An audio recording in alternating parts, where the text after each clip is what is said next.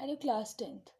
So the topic for today is working of human heart. In our previous lecture, we have studied about the structure of human heart, and let me recapitulate the same for you. So human heart, if I'll just not draw that particular diagram, instead of that, if I'll just try to make you understand this topic actually. So human heart, if we say, so that was. If I'll just take the heart in the form of this diagram, so we can say that human heart is four chambered. Okay,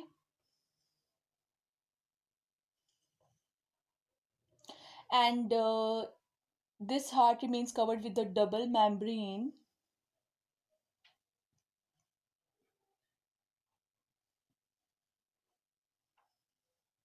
and this is called as pericardium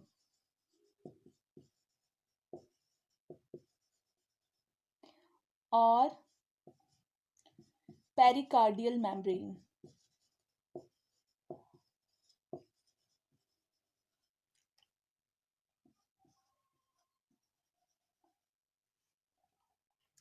So this is a double membrane, and in between these two layers there remains a fluid which is known as pericardial fluid.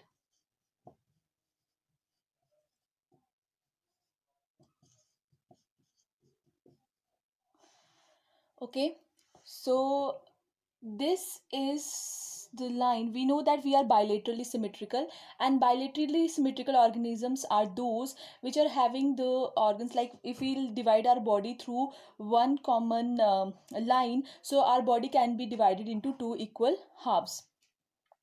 So heart, similarly we can say the heart is first of all divisible into two main sides. This is left side and this is right side. So this left and right side is bifurcated with the help of a muscular structure or the layer which is called as pericardial septum. So this is called as pericardial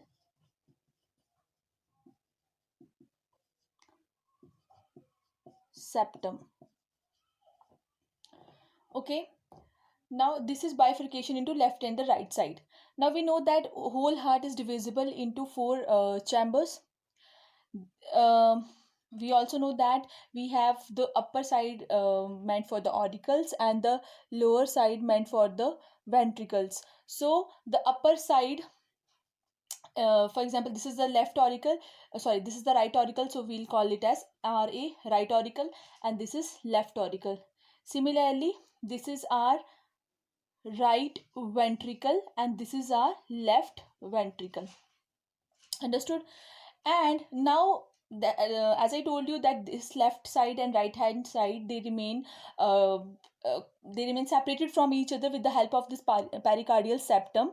Similarly, right auricle and right ventricle, they also remain separated with the help of a valve. We call it as valve, and that valve is called as, I'll just, since it is called as tricuspid valve, so I'll just denote it like this. So this is called as tricuspid valve. And left auricle and left ventricle remain separated with a valve, and that valve is called as bicuspid valve.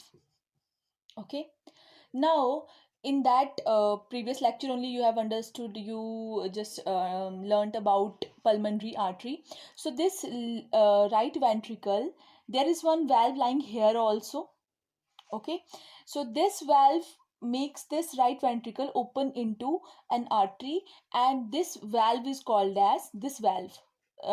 These valves are present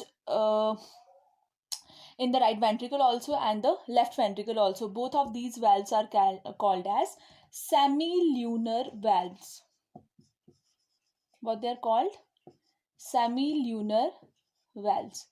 Okay, now right ventricle will open into the, through this semilunar valve, it pour its secretion into an artery, and that artery, this will open into an artery, and this artery is called as pulmonary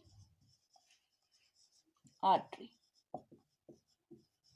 Okay, Similarly, now I told you that left auricle and left ventricle, they also remain separated with the help of a valve, and that valve is known as bicuspid valve. Now this left ventricle opens into the biggest artery of our body, which is called as aorta.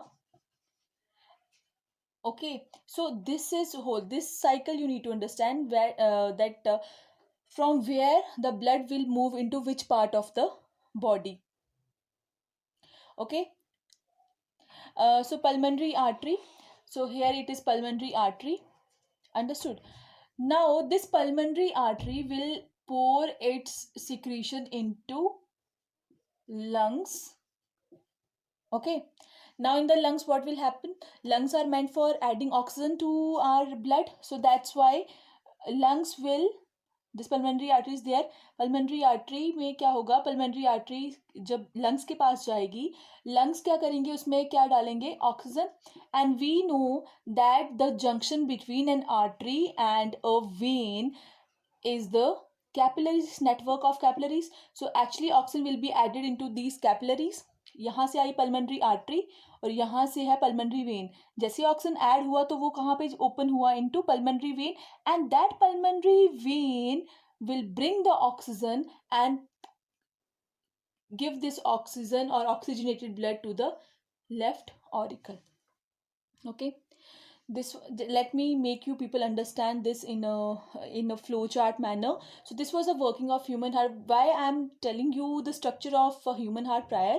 Because if you people have not understood it before this, so with the help of this very simple diagram you can easily understand that what is going on. Okay, one more thing here, a right auricle. This right auricle, uh, it receives the secretion of all the veins. We know that they carry the deoxygenated blood. So the this vena cava, that bigger vein, is called as vena cava. One is superior vena cava,